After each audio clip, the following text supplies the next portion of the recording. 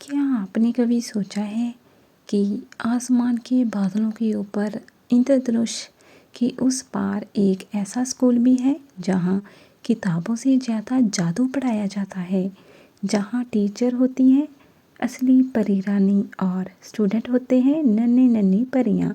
आज हम आपको ले चलेंगे एक ऐसे ही रहस्यमयी जगह पर जहाँ शुरू होती है परियों की जादुई स्कूल की कहानी। तो कहानी शुरू करने से पहले वीडियो को लाइक कर दीजिए और चैनल को सब्सक्राइब करना मत भूलिएगा, क्योंकि जहाँ मिलती हैं सबसे प्यारी जादुई कहानियाँ। बहुत समय पहले आसमान के सातवें बादलों के ऊपर एक चमकता हुआ राज्य था, चमकपुर। चमकपुर में रहती थी ढेर सारी परियां। हर परी के पास अलग अलग शक्तियाँ थीं। कोई फूलों से बात कर सकती थी, कोई हवा को रोक सकती थी, तो कोई अंधेरे को रोशनी में बदल सकती थी। लेकिन इन सब के बीच सबसे खास थी परी रानी दिव्यांशी। उनके पंख गुलाबी चमकते थे, उनकी मुस्कान से सूरज भी शर्मा जाए और उनकी आवाज़ में इतनी मिठास थी कि फूल भी खिल उठते थे। एक दिन रानी ने सोचा, अब समय आ गया है नई परियों को जादू सिखाने का, और उन्होंने बनाया परियों का जादुई स्कूल। ये स्कूल एक बहुत सुंदर बगीचे के बीच था। चारों ओर सफ़ेद संगमरमर के खंभे, ऊपर बेलों में लिपटे गुलाब और बीच में सुनहरे रंग की छोटी छोटी डेस्क। पहले दिन 4 नन्ही परियां स्कूल आईं। नन्ही तारा जो बहुत जिज्ञासु थी, चुलबुली मीरा जो हमेशा हंसती रहती, शांत स्वभाव की लिया और थोड़ी शरारती जिया। सबने नीली चमकदार ड्रेस पहनी थी और सिर पर छोटी सी सुनहरी ताज। रानी दिव्यांशी हाथ में जादुई किताब लेकर आई और बोली, स्वागत है परियों के जादुई स्कूल में। रानी ने पहली क्लास शुरू की। आज हम सीखेंगे फूलों को जगाने का जादू।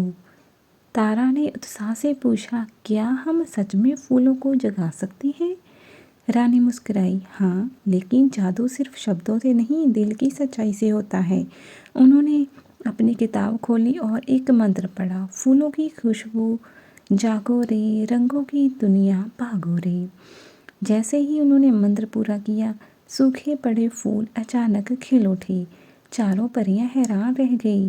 अब बारी थी स्टूडेंट्स की। सबसे पहले मीरा आगे आई।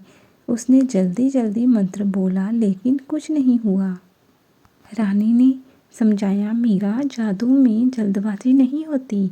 अब लिया ने धीरे धीरे मंत्र बोला और उसकी हथेली में हल्की चमक निकली और एक छोटा गुलाब खिल गया। सब खुश हो गई, लेकिन जिया भी वो थोड़ी शरारती थी। उसने सोचा, अगर मैं बड़ा जादू करूं तो। उसने चुपके से किताब के अगले पन्नों का मंत्र पढ़ लिया और अचानक तेज हवा चलने लगी, बादल गरजने लगे, फूलों की जगह कांटे उग गए। रुको जिया, रानी चिल्लाई। उन्होंने तुरंत अपना जादू चलाया और सब कुछ पहले जैसा कर दिया। जिया डर गई। मुझे माफ़ कर दीजिए, मैं बस सबसे अच्छी बनना चाहती थी। रानी ने प्यार से कहा, सबसे अच्छा वही बनता है जो धैर्य सीखता है। कुछ दिनों बाद स्कूल में सब ठीक चल रहा था, लेकिन एक रात चमकपुर के आसमान में काला धुआं छा गया। वह था अंधकार जादूगर कालिश। कालिश कभी परी राज्य का विद्यार्थी था, लेकिन उसने जादू का गलत इस्तेमाल किया और उसे राज्य से निकाल दिया गया था।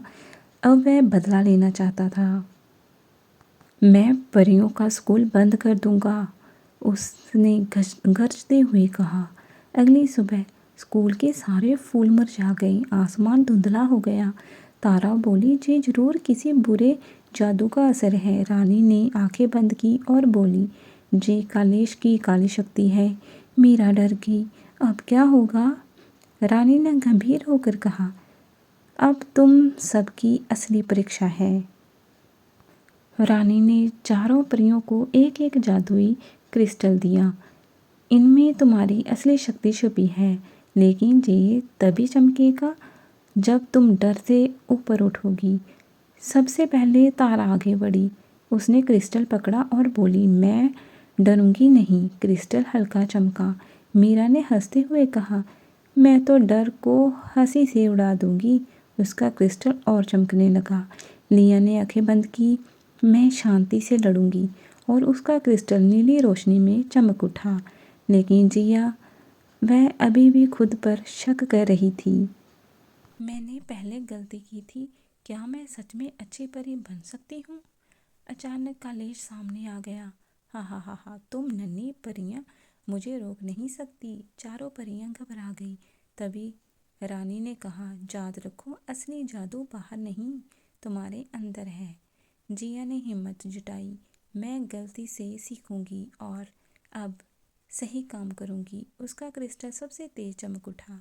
चारों क्रिस्टल की रोशनी मिलकर एक इंद्रधनुषी किरण बन गई और कलेश की काली शक्ति खत्म हो गई। आसमान फिर साफ हो गया। फूल फिर खिल उठे। स्कूल में फिर हंसी गूंजने लगी।